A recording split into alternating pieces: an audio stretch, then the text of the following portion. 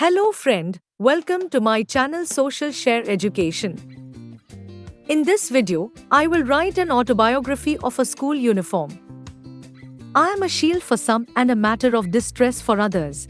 While some start smiling when they meet me, others start crying and wailing. I live a life with a daily routine. Every morning, I am straightened out with the help of my friend, the iron. He starts heating up every morning, waiting for me by the window sill. The moment the stringent Mr. Clock strikes 5:30, I am picked up from the pile of clothes kept on the famous chair and stretched across the iron board, ready to be pressed into shape. Once done, I am made to stay on the hanger and kept into the clothing rack, ready to be worn. Then comes my owner, ready to put on his suit of armor for the day. At this point in time, I feel euphoric as I know that in a short while of time I will get a glimpse of the outside world once again.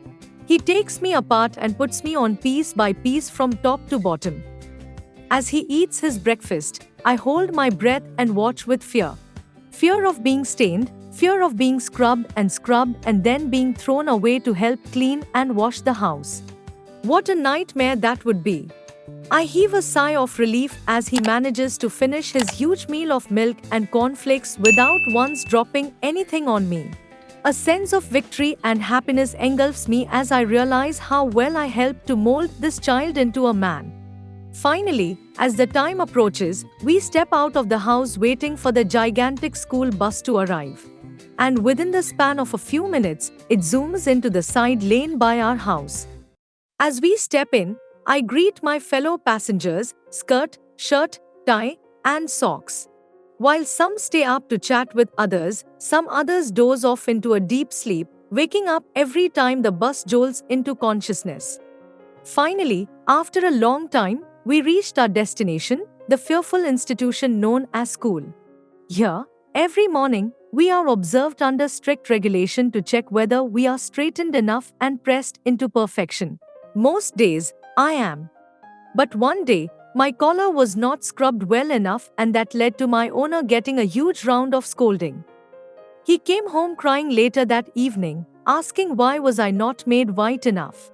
After that day, I have been scrubbed daily with a cleaning brush to get rid of all the suds and dirt every evening. But thankfully today, I was categorized to be perfectly fine and was found without any faults.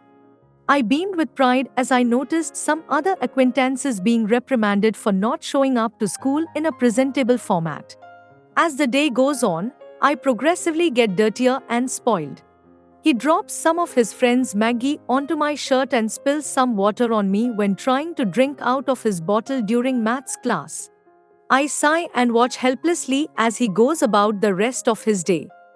Towards the end of the day, I am on the verge of losing my patience when a calamity befalls us. My owner, out of fun, decided to play with some of his friends on the football field. And while running around in circles, again and again, he lost his balance, fumbled up his footing and crash-landed onto the muddy ground in a dizziness. Imagine my horror as he stood up and I realized that I doused thoroughly with brown mud from top to bottom. Although he laughed it off, he realized the gravity of the situation on his way home and he started crying as he realized I would be taken away from him and thrown. While he was crying, I tried my best to clean myself by scrubbing and scraping the mud on the seat covers and floor. I trembled in fear as he approached the door to our house as I imagined the harrowing sight of my future. Just as I predicted, the moment the elder of the owner saw me, she yelled out a string of words. She instructed him to take me off and hand me over to her as soon as possible.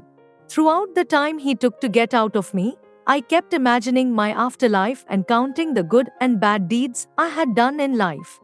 When the elder came and collected me from off the floor, I was waiting for her to throw me into the dreaded dustbin.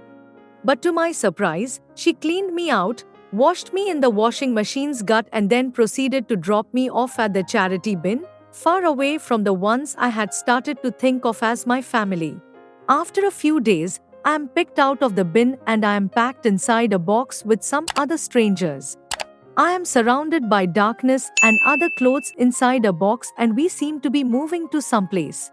After a while, the movement stops. Our box is being moved again, but at a much slower pace than before.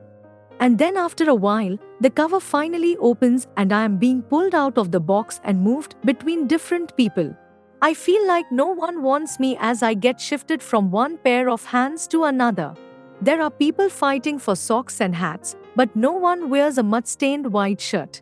After a while, I'm being taken away and placed back into the pile, and it makes me feel like I have no use to anyone.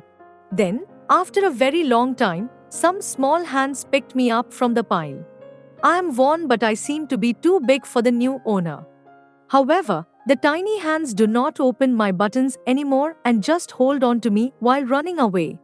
I am a little confused at first because whenever I have been either too big for someone or too small for them, then I usually am kept at the back of the wardrobe and then used again in a few years, but for the first time, despite being way too smaller than me, I have been holding on to.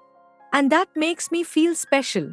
As I feel the wind on my face and myself hanging loosely from the child's frame, I know that finally, I have found me forever.